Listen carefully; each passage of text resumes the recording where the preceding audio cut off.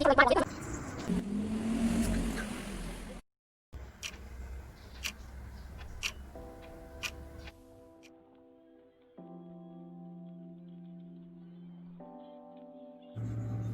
selamat pagi adik-adik. Tugas kalian minggu ini apa ya? Izin, ma'am, tentang standar operasional prosedur, ma'am. Oke. Ya, kita langsung presentasi saja. Presentasi yang pertama tentang SOP di rumah sakit. Siapa ini yang siap? Dewa ya? Ya, Dewa silakan presentasikan. Baik, ma'am, izin menjawab. Saya akan mempresentasikan 10 standar operasional prosedur rawat inap di rumah sakit. Yang pertama, pasien datang di bagian admisi dan diterima oleh petugas admisi. Yang kedua, petugas menyerahkan surat pengantar rawat inap yang berasal dari poliklinik, UGD maupun rujukan dari dokter swasta. Yang ketiga, petugas mengisi berkas rekam medis dengan melakukan wawancara kepada pasien mengenai tempat, fasilitas, dan jaminan kesehatan yang diinginkan.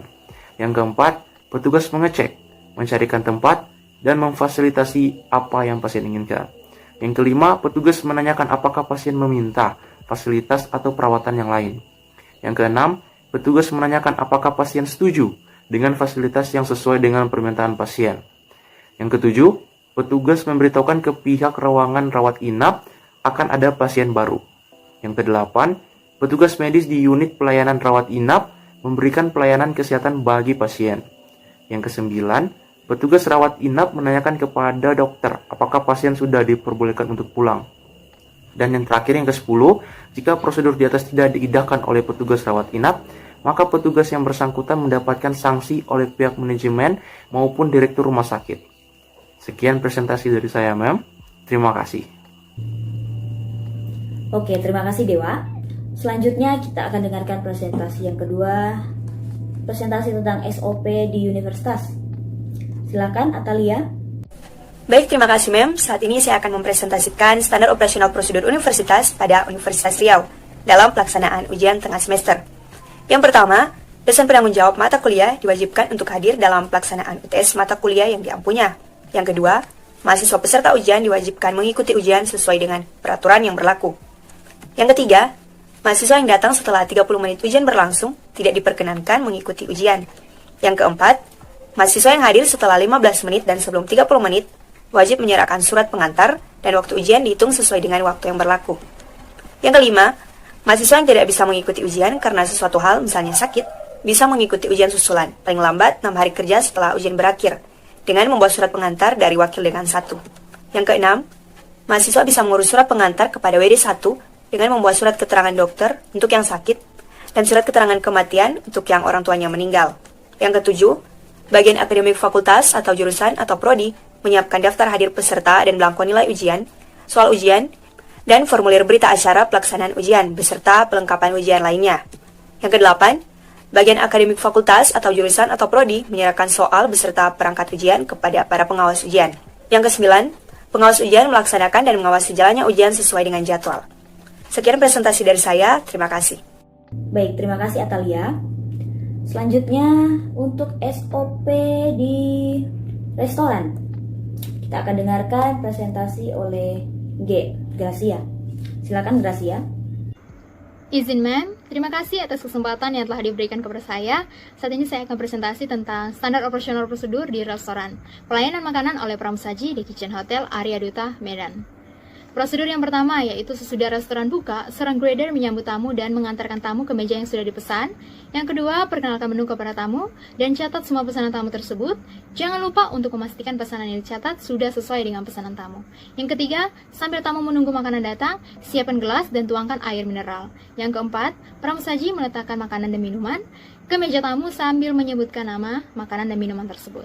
Yang kelima, ketika tamu sudah selesai makan dan minum dan tamu sudah meminta bon pembayaran, pramusaji harus mengantarkannya ke meja tamu. Yang keenam, jika tamu sudah siap untuk pergi, tarik kursinya dan ucapkan terima kasih.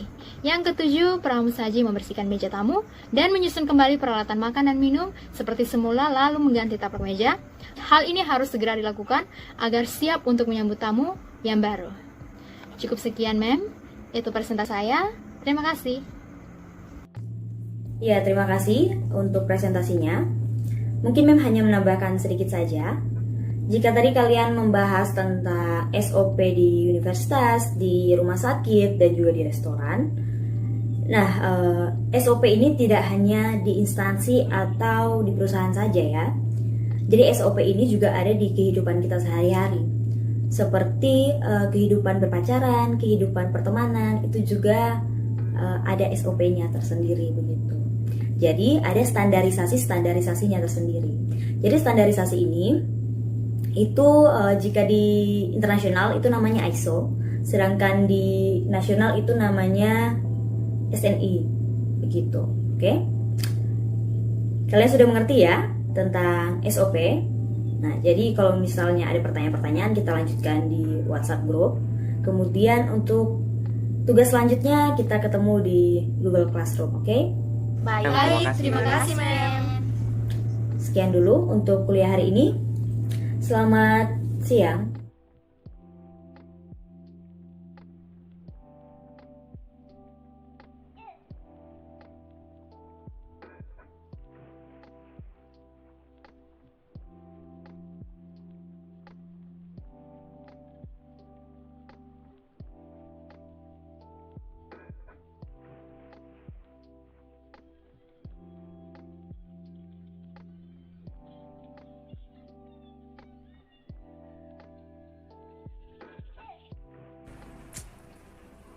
Terus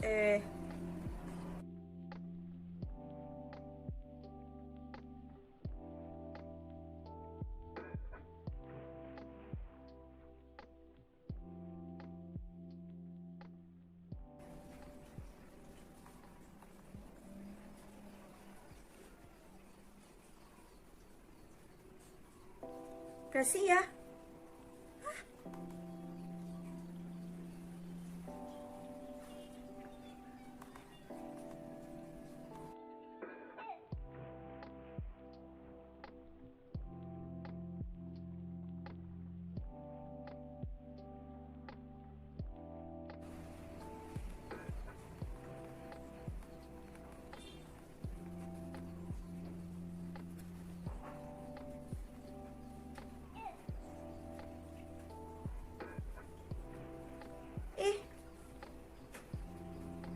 Kadang tuh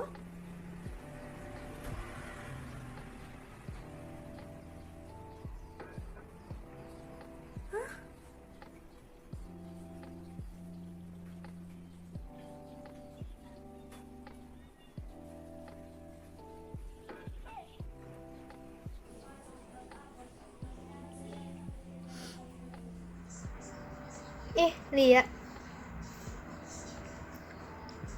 Halo Lia, siapa tuh main nomor telepon ini? sampai hati gak lagi. Tega kayaknya. Terang dua aku banget teman. Hah? Siapa kita?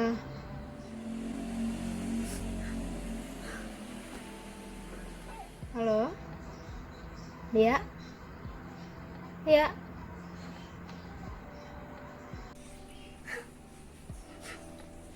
Vio, Iya, kayak pangan sama nangis. dengan dewa. Kita dengan dewa. Nggak ada apa-apa. Pokoknya begitu doh. Tesanin tahu nih. Kok kita minta mau bilang apa ini?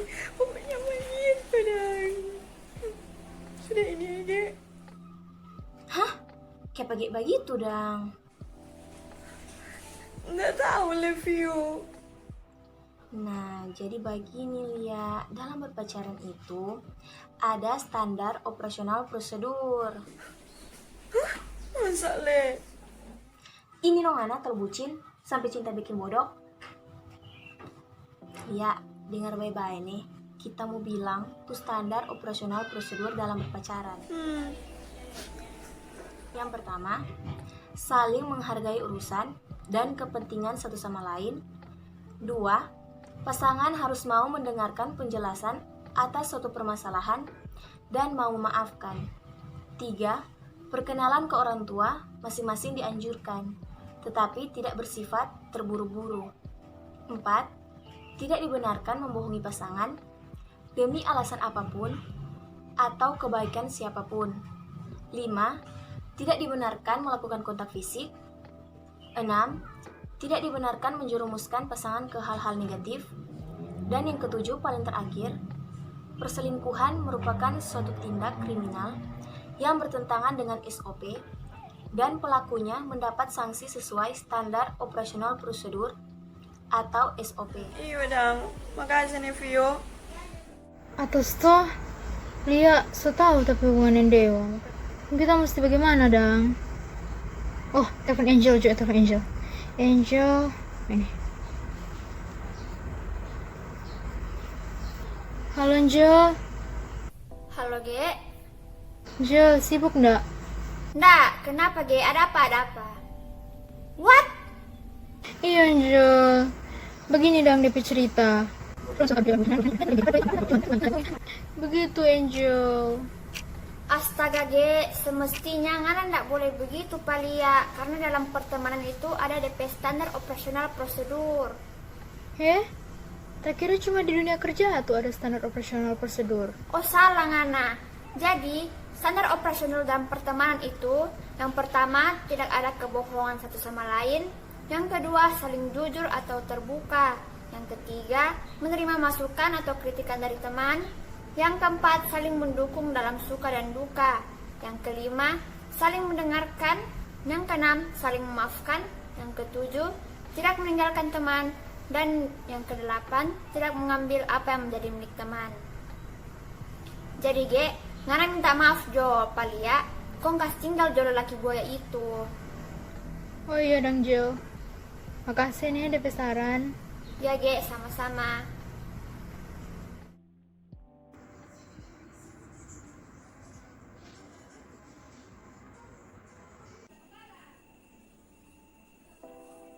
Halo. Lia, Nana masih marah apa kita? Lia, kita minta maaf, kita menyesal Dang. Dan kita sepilih untuk akhiri hubungan dengan Dewa demi mempertahankan terampil pertemanan. Dan iya kita tahu kita salah Dang. Tapi masa karena cowok terampil pertemanan merusak? Lia, jawab kok Lia. Kita kecewa sih, Ge. Jujur. Cuman ya, setelah kita pikir-pikir, iya sih, masa terampil pertemanan mau rusak cuma karena cowok. Jadi kan selesai maaf dong Pak kita. Iya, Ge. Karena janji jangan bikin ulang. Iya Lia, janji. Oke Dang nih, kita mau makan dulu. Tapi bayarin sahur 4 triplex ini. Oke.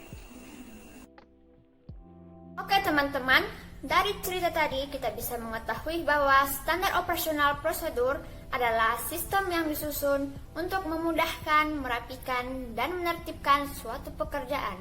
Jadi, standar operasional prosedur sangat penting bagi semua pekerjaan, tapi tidak hanya dalam dunia pekerjaan.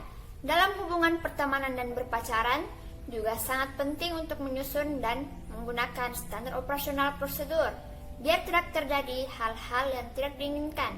Seperti cerita tadi ya, teman-teman bisa buat standar operasional prosedur sendiri loh untuk hubungan berpacaran atau berteman. Yang penting standar operasional prosedurnya harus memenuhi prinsip-prinsip antara lain. Yang pertama, kemudahan dan kejelasan. Yang kedua, efisiensi dan efektivitas. Yang ketiga, keterukuran. Yang keempat, keselarasan. Dan yang kelima, kepatuhan terhadap hukum dan kepastian hukum. Hai, perkenalkan saya Lilis Octaviani. Hai, perkenalkan nama saya Gracia Putri Syamsuddin. Hai, perkenalkan nama saya Atalia Fiskama Kapia. Hai, perkenalkan nama saya Angela Jessica Luis Heka. Hai, perkenalkan nama saya Fioni Lepa. Hai guys, perkenalkan nama saya Muhammad Dewa Putra Sataruno. Kami dari kelompok 2 mengucapkan terima kasih buat kalian yang sudah menonton video kami dari awal sampai dengan akhir. Jika ada kritik, masukan, dan juga saran, silahkan tulis di kolom komentar. Dan apabila kalian menyukai video kami, jangan lupa untuk klik like, subscribe, dan juga share video kami untuk mengedukasi orang lain. Sampai jumpa di video kami berikutnya. Stay healthy, stay safe. Bye.